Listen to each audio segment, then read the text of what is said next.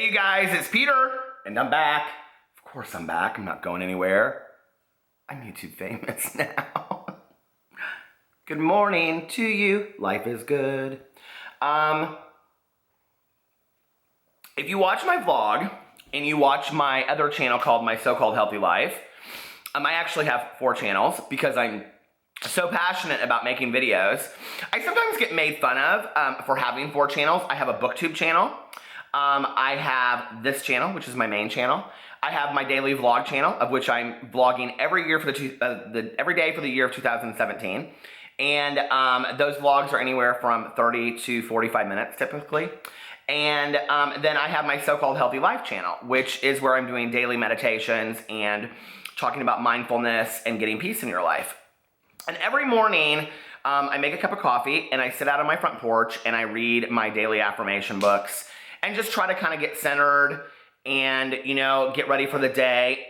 Because what had happened before was when I started YouTube, I kind of got into the, let's say, ritual of immediately grabbing my phone in the morning, looking at Twitter, looking at this, looking at that, and all of a sudden, like, my attitude went from like an 8 to a 4 very quickly just because of the comments or seeing certain videos come up or whatever. And it wasn't that it was negative, it just was that I was very kind of stressed. And so, if you watch my vlog, I've talked a lot about this on here. I decided that I was going to just kind of get calm and get peaceful in the morning before approaching any of that kind of stuff. Much like you would do any other, you know, job or entertainment for the day, you kind of just want to get centered before you, like, you know, go in and play a soccer game or go to work in the morning or whatever it is that you do, right?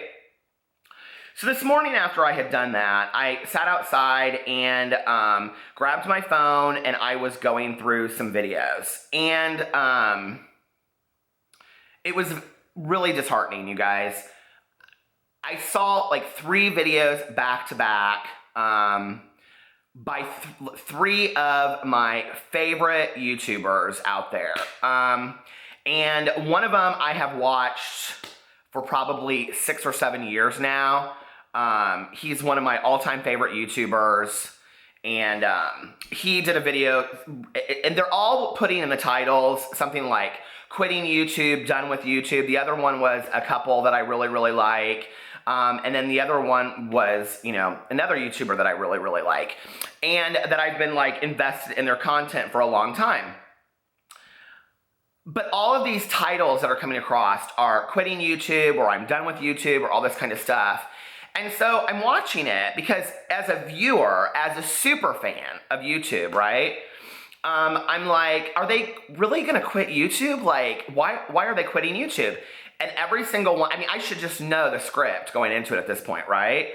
The script is YouTube isn't paying me enough money, I can't pay my bills, and therefore I'm gonna have to quit YouTube. I guess for me, the reason I'm making this video was I was sitting down to try to do my meditation videos and I just kept on getting really distracted. I kept on getting pulled to this negativity, right? This complaining. And for me as a viewer, I come to YouTube to be distracted, to escape like I would a book or a movie or a TV show, you know, to kind of like get into somebody else's world or laugh a little bit or see some, you know, ridiculousness or just enjoyment, you know, but that's what I come to YouTube for. And that's what I've always come to YouTube for. That's why I originally fell in love with, you know, the Gigi Gorgeouses and, you know, all of it back in the day. The Glozell Greens, the Tyler Oakleys, the Sup Dailies, the Trisha Paytases, the Shane Dawsons, all of it. That's why I fell in love with all of them. And recently, I mean, there's probably, I don't know, 50 YouTubers that I follow regularly. I mean, probably more than that if you're like me. Are you like me? I mean, do you just like subscribe to so many people and you like love the whole gig that is YouTube? I love it. I love it so much, right?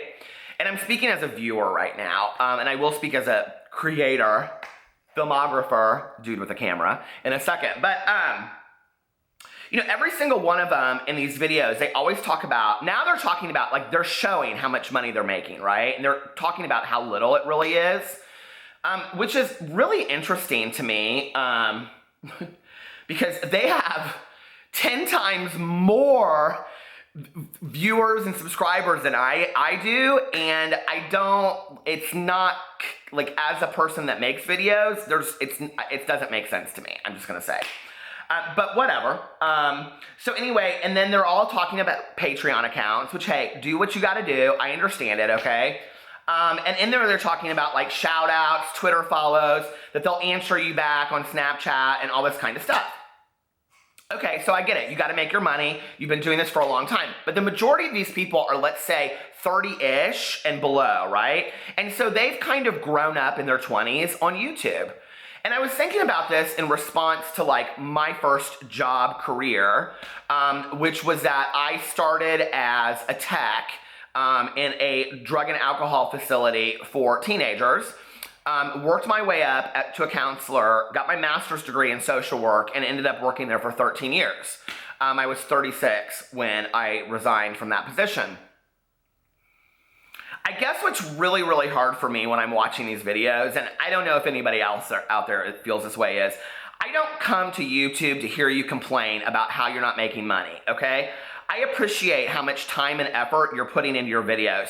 Trust me, all right?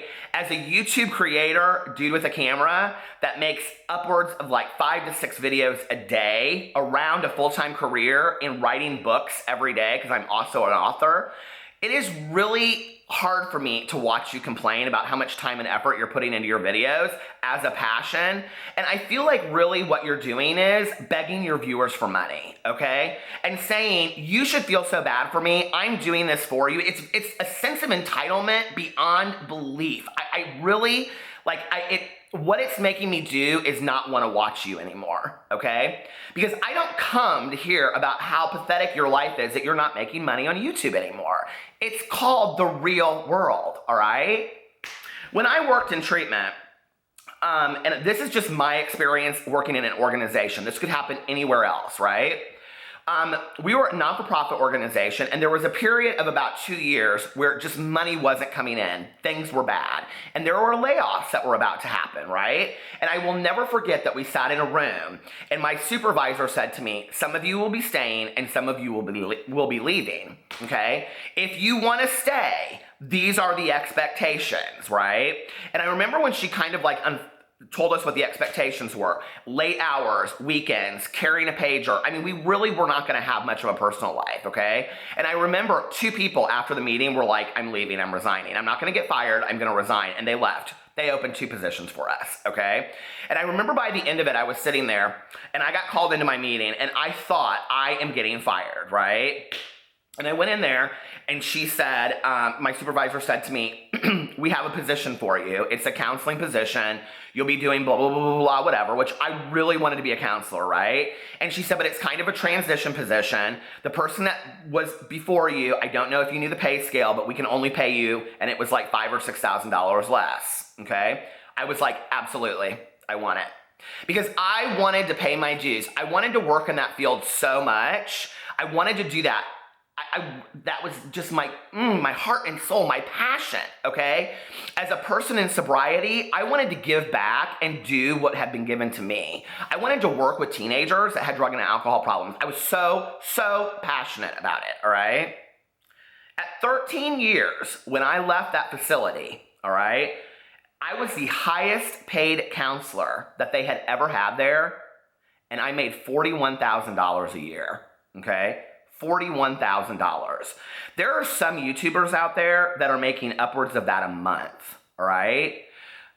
I don't know if you have any idea of what that job looked like, but it was not pleasant on a daily basis, okay? I was dealing with suicide attempts and cutting and sexually promiscuous behavior and having to hear stories that were so detrimental to somebody's soul that I couldn't even imagine how these kids ever lived through it, right?